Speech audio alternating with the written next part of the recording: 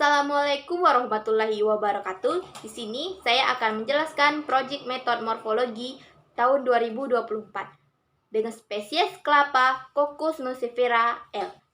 Familia Arecaceae. Perkenalkan, nama saya Viola Sara Febrianti dengan NPM E1J023007 dengan dosen pengampu Prof. Dr. Insinyur Dwi Wahyuni Genevianti MS.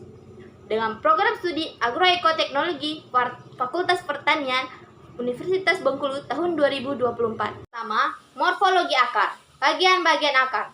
Ada leher akar atau kolum, ujung akar apex radicalis, batang akar corpus radicus, cabang-cabang akar radix lateralis, serabut-serabut akar fibrillia radicalis, rambut-rambut akar pilus radicalis, dan yang terakhir tudung akar calypta.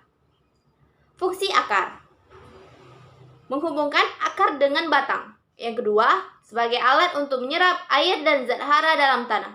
Yang ketiga, membantu menunjang pohon kelapa di tanah dan mencegah tumbang. Yang keempat, akar kelapa dapat menyimpan makanan dalam bentuk pati.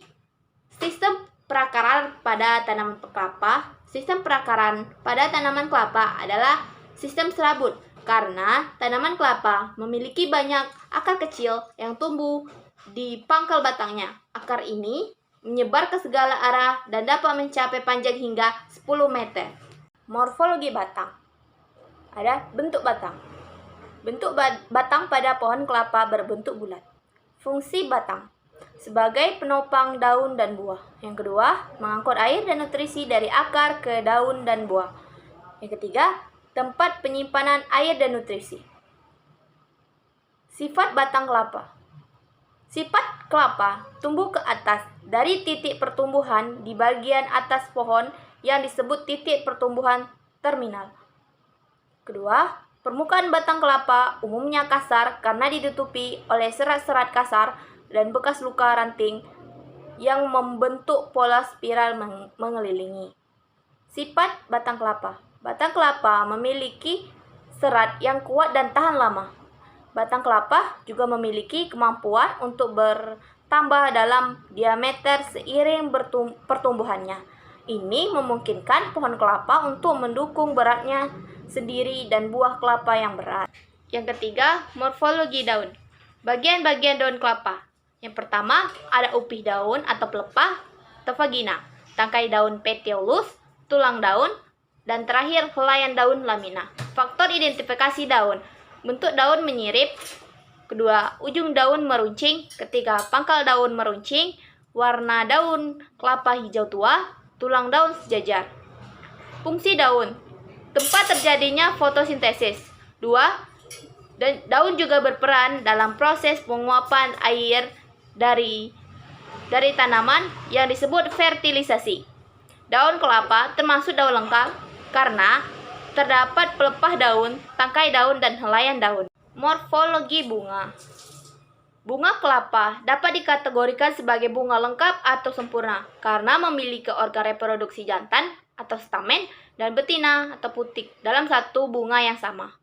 Bunga kelapa termasuk dalam kategori bunga majemuk karena bunga kelapa sebenarnya terdiri dari banyak bunga kecil yang disebut bunga majemuk atau bunga kompleks. Bunga kelapa termasuk ke dalam tumbuhan berumah satu atau moescheus karena pohon kelapa menghasilkan bunga jantan dan betina pada individu yang sama. Bunga jantan dan betina pada pohon kelapa berkembang dalam struktur yang berbeda di pohon yang sama.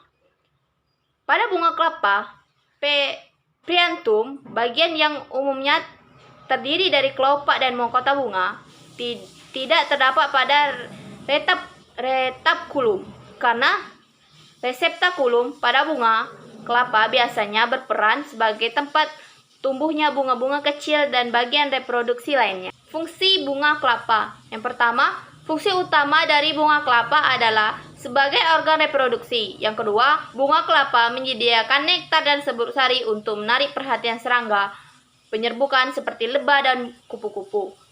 Bagian bunga kelapa seperti nektar dan serbuk sari dapat menjadi sumber makanan bagi serangga penyerbuk. Bagian-bagian bunga kelapa ada putik atau pistil, serbuk sari atau polen, ada stamen, ada klopak dan mahkota bunga atau perianti, nektar dan madu bunga, bunga jantan dan bunga betina. Morfologi buah. Buah kelapa termasuk kategori buah sejati karena kelapa berkembang dari bunga yang terbungkus oleh dinding ovarium yang tumbuh menjadi buah setelah pembuahan. Buah kelapa termasuk sebagai jenis buah drupa. Buah kelapa termasuk dalam kategori buah majemuk. Bagian bunga kelapa yang ikut tumbuh membentuk buah adalah ovarium atau bakal buah yang terdapat di bagian bawah bunga. Bagian-bagian buah kelapa ada kulit luar atau eksokarp, lendir, mesokarp, daging buah, endokarpium, ada endosperma, biji atau embrio, ada air kelapa. Morfologi biji. Bagian-bagian biji kulit kelapa ada kulit luar eksokarp, kulit tengah mesokarp, dan endokarp. Fungsi biji. Biji kelapa dapat digunakan sebagai alat perkembangbiakan, tempat penyimpanan cadangan makanan dan nutrisi yang penting untuk mendukung pertumbuhan awal tanaman kelapa baru. Melindungi embrio tanaman dari kerusakan fisik, dehidrasi, dan serangan mikroorganisme. Bagian-bagian biji kelapa. Yang pertama, embrio. Yang kedua, endosperma. Yang ketiga, vertikat. Yang keempat, kelompok serat cair. Dan yang terakhir, morfologi organa, metamorfa, dan aksesoria.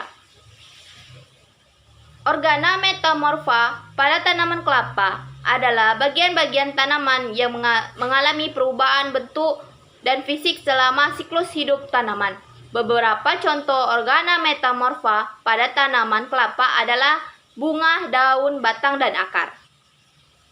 Yang kedua, organ aksesoris pada tanaman kelapa dapat membantu tanaman tumbuh dan berkembang. Organ aksesoris juga dapat membantu tanaman beradaptasi pada lingkungannya.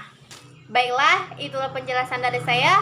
Saya akhiri. Wassalamualaikum warahmatullahi wabarakatuh.